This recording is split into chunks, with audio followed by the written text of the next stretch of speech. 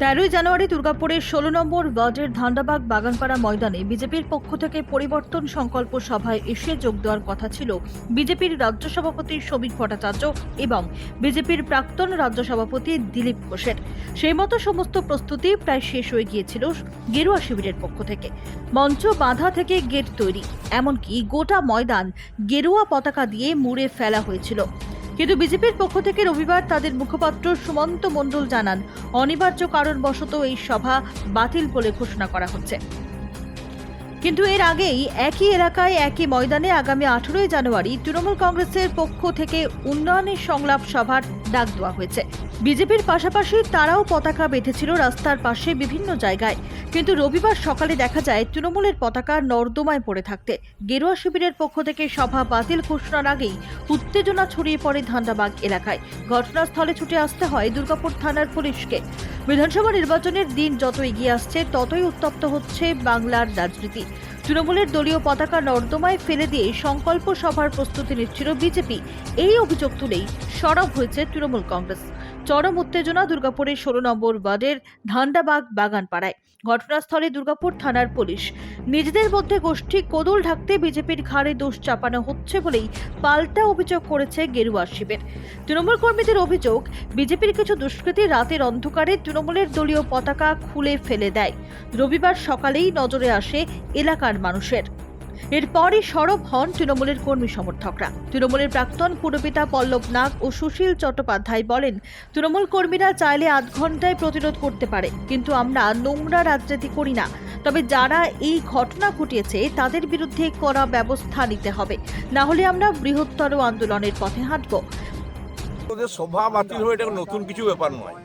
ওদের চারজন চারদিকে টানছে। সুকান্ত মজুমদার একদিকে, দিলীপ ঘোষ একদিকে, ওদিকে শুভেন্দু অধিকারী একদিকে, এদিকে আবার লক্ষণ ঘড়ুইয়ের একদিকে। আরে লক্ষণ ঘড়ুইয়ের এটা দ্বন্দ্ব তো দুর্গাপুরে, যে আজকে দুর্গাপুরে দিলীপ ঘোষকে হারানো হয়েছে, এটা লক্ষণ ঘড়ুই হারিয়েছে। এইটাই তো প্রচার চারিদিকে। তো ওদের এই যাত্রা, তারপরে কন্ট্রাক্টর লেবার দিয়ে এই সমস্ত, এই যে দেখছেন ফাঁকা মাঠ, কেউ লোকজন নেই। আমাদের দলের কোনো প্রোগ্রাম হলে 10 দিন আগে থেকে রই রই হই হই কাণ্ড থাকে। তো ওদের এই অবস্থা, এদের দেখুন কি অবস্থা। আজকে মাঠে তার মানে কি এদের অন্তর্কলহের জন্য এদের দলটা 26-এ দেখা যাবে না এদেরকে। এরা এখন যতই লম্পঝম্প করুক, ওদের রাতে বিরেতে ওই অমিত শাহ আসবে, ও মোদি আসবে, আরও কেউ আসবে, সুকান্ত মজুমদার আসবে, মিথ্যা কথাগুলো বলে মানুষের কাছে। আজকে আপনারা দেখুন, এরা যখন প্রথম ক্ষমতায় এসেছিল, এরা যা প্রতিশ্রুতি ছিল তা একটাও পালন করেনি। আর মমতা ব্যানার্জি একের পর এক তিনি প্রকল্পগুলোকে বাস্তবায়িত করেছেন সাধারণ মানুষের জন্য। মমতা ব্যানার্জি কোনো তো দল দেখেননি যে কে বিজেপি করে, কে তৃণমূল করে, কে কংগ্রেস করে, কে সিপিএম করে। মমতা ব্যানার্জি সবাইকে ঢালাও দিয়ে গেছেন, ঢালাও দিয়ে। পাল্টা জেলা বিজেপির মুখপাত্র সুমন্ত মণ্ডল বলেন, তৃণমূলের গোষ্ঠীদ্বন্দ্ব ধারাবাহিকভাবে চলছে। নিজেরাই নিজেদের দলীয় পতাকা নর্দমায় ফেলে দিয়েছে, আর উত্তেজনা ছড়াতে বিজেপির নামে দোষ দেওয়া হচ্ছে। এটা তৃণমূলের দীর্ঘদিন ধরেই কালচার। তবে অনিবার্য কারণবশত এই সভা আমরা বাতিল বলে ঘোষণা করছি। দুর্গাপুরে 13 তারিখে যে ঐতিহাসিক সভা হওয়ার কথা ছিল, সেই সভাটিকে বর্তমানে স্থগিত করা হয়েছে কিছুদিনের জন্য। কারণ আমাদের রাজ্য সভাপতি মাননীয় শ্রী শ্রমিক ভট্টাচার্য মহাশয় 12 এবং 13 তারিখ বিশেষ সাংগঠনিক কারণে দিল্লিতে থাকতে হবে। তাই যেহেতু উনি এখন থাকছেন না, তাই এই সভাটিকে কিছুদিন পরে হবে, একই স্থানে হবে। নতুন সময় আমরা আবার জানিয়ে দেবো। কেন এই সভা হঠাৎ বাতিল করা হলো?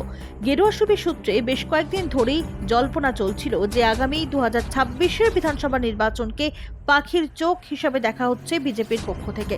দুর্গাপুর পশ্চিম কেন্দ্রটি বিজেপির দখলে ছিল 2021 সালে। তাই বিজেপি বিধায়ক লক্ষণ ঘড়ুই নিজের মনের মতো বিধানসভা এলাকাতেই গুরুত্বপূর্ণ সভাটি করতে চেয়েছিলেন।